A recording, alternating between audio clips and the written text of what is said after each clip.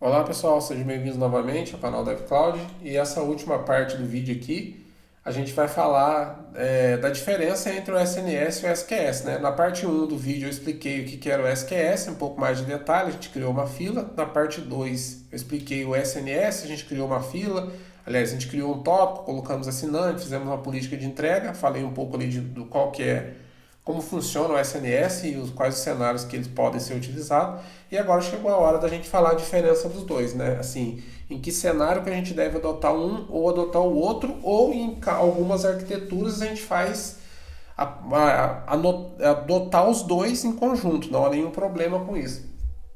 Como a gente viu, quando se trata de integração de microserviços, por exemplo, onde a gente vai ter serviços que se comunicam entre si usando mensagens, né? O recomendável seria o SQS. O SQS ele tem um volume muito grande de mensagens, ele suporta até 120 mil mensagens ao mesmo tempo disponível. Ali a gente pode fazer consumo em lote. Se for necessário a gente trabalhar com mensagens em ordem, a gente tem a possibilidade das filas FIFOs, que faz a entrega em ordem, garantem exatamente uma vez a entrega e a padrão pelo menos uma vez. A gente pode fazer o processo chamado de deduplicação, que é a gente pode garantir através do próprio corpo da mensagem ou de atributos, fazer uma lógica para que aquela mensagem seja verificada se ela realmente já foi entregue ou não. O próprio SQS já vai fazer isso, também ajudar ali na fila para garantir que a mensagem não seja entregue mais de uma vez. E a gente pode ter vários cenários onde é necessário isso. Tem integração com muitos serviços da AWS, né? A gente pode integrar diretamente, como a gente viu, com o Lambda, né? Ou pode usar o SQS como trigger do Lambda. A gente abriu aqui a fila, a gente viu ali que a gente pode colocar como trigger o próprio Lambda. Quando chega uma mensagem naquela fila, o Lambda automaticamente ele é acionado pelo SQS, né? A gente viu aqui, ó, no trigger, a gente pode fazer isso direto, né? Eu escolho aqui o lambda que eu desejo e eu faço aqui, por exemplo, aqui não vai ter permissão, mas eu faço associação direta com o lambda aqui. Eu posso usar um tópico do SNS aqui e inscrever também nessa fila para que eu possa, por exemplo, tem arquiteturas onde o SQS guarda as mensagens nele, o lambda, o SNS se inscreve nessa fila, por exemplo, aqui, ó, eu posso escrever um tópico nessa fila e aí eu posso seguir processando essas mensagens. A gente viu que a gente pode chamar o Event Bridge diretamente. A gente percebeu aqui que eu tenho o trigger com Lambda, mas com o Event Bridge eu posso conectar o Event Bridge aqui e a partir do Event Bridge eu posso acionar muitos outros serviços da própria AWS, né? Porque a gente sabe que ele tem integração. Então aqui, ó, eu tenho a opção de filtragem, enriquecimento e posso definir um destino.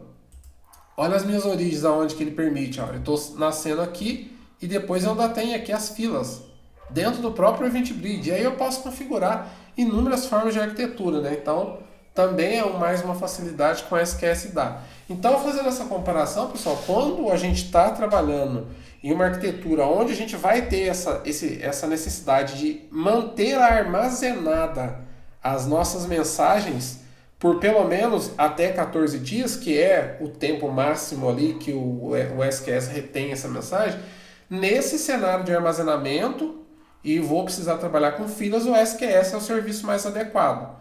Se eu tiver uma necessidade de comunicação, onde eu não tenho necessariamente que preciso armazenar essas mensagens, eu preciso, vamos dizer, rotear essas mensagens, entregar para vários destinatários de uma única vez, aí o SNS é o serviço mais adequado. Se eu preciso notificar via e-mail, via push ou SMS, a gente sabe que isso é um papel do SNS. Eu conseguiria fazer uma arquitetura onde o SQS fizesse parte e uma aplicação entregasse essas mensagens, mas ele diretamente não tem essa possibilidade. E aí o SNS eu já tenho isso, né? Então se eu preciso notificar, e como a gente viu aqui, ó, no mesmo tópico eu posso ter N assinantes, não tem nenhum problema, eu posso vir aqui e colocar quantos eu quiser. E essa é uma diferença. O SQS, eu vou ter o consumidor consumindo aquela fila, né? Eu posso ter mais de um, não tem problema, mas o mesmo não vai consumir a mesma mensagem, ou seja, eu não vou ter mais de um consumidor ao mesmo tempo consumindo a mesma mensagem. Eu vou ter mais de um consumidor e posso ter mais de um consumidor na mesma fila, porém a mensagem vai ser consumida uma vez por cada um, ou pode até acontecer de processar de novo, mas quando ela está sendo processada por um consumidor, como a gente viu, ela fica invisível para outro. Então eu não consigo fazer isso. Já no SNS não, ele vai entregar para todos os consumidores que estão inscritos naquele tópico. E aí a gente viu que a gente pode usar a nossa política de filtragem aqui, né? Se eu quiser aplicar algum filtro, eu ponho na minha política, né? Seja ela por atributo ou pelo o corpo da mensagem, eu defino ali. E também posso redirecionar para a fila morta e eu tenho várias opções de protocolo, né? Então eu posso escolher todos aqueles protocolos que a gente viu ali.